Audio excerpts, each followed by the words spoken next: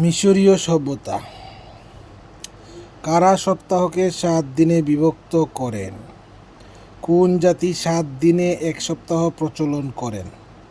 এটা কেলোডীয় সভ্যতা।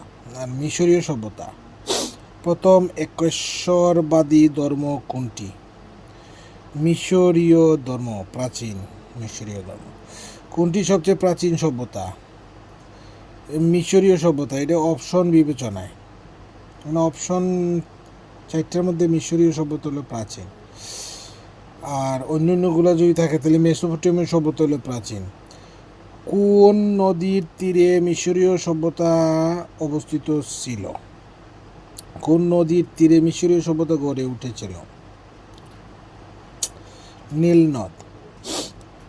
Book of death কোন সাহিত্যের আদিতম নিদর্শন?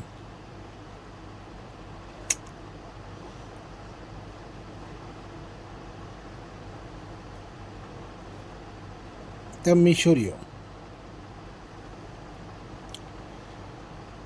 কাদের ইতিহাসের শ্রেষ্ঠ নির্মাতা বলা হয়? মিশরীয়দের। পৃথিবীর সবচেয়ে পুরাতন কীর্তিস্তম্ভ কোনটি? প্রাচীন মিশরের স্থাপত্যবিদ্যার অন্যতম নিদর্শন পিরামিড অথবা মমি। বিশ্বের সবচেয়ে বেশি পিরামিড রয়েছে কোন দেশে? সুদান। উচ্চতা অনুসারে পৃথিবীর সবচেয়ে বড় পিরামিড কোনটি? এটা হলো ফারাও কুফুর পিরামিড, গিজার পিরামিড। এটা সবাই জানে। গিজার পিরামিড কোথায় অবস্থিত? এটা মিশরে। ইংরেজি কত সালে প্রাচীন মিশরে ফারাও রাজা তুতেন খামেনের সমাধি আবিষ্কৃত হয়? এটা হলো 1922 সালে। স্পিংস ভাস্কর্য কোথায় অবস্থিত? এটা মিশর।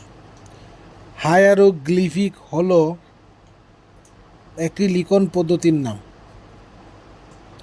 প্রাচীন মিশরীয়রা কোন বর্ণ দিয়ে তাদের ভাব প্রকাশ করত? হায়ারোগ্লিফিক। হায়ারোগ্লিফিক যে সভ্যতার প্রাচীন লিখন পদ্ধতি মিশরীয়। কোনটি মিশরীয় সভ্যতার নিদর্শন? পেপিরাস। পেপিরাস কি? নলখাগড়া জাতীয় ঘাস থেকে তৈরি করা কাগজরে কয় পেপিরাস। মিশরীয়রা লেখার জন্য কি ব্যবহার করত? পেপিরাস। পেপিরাস কোন সংস্কৃতির সাথে সম্পর্কিত? মিশরীয়। কারা 30 দিনে 1 মাস, 12 মাসে 1 বছর, 365 দিনে 1 বছর এই গণনা রীতি সূচনা করেন? মিশরীয়।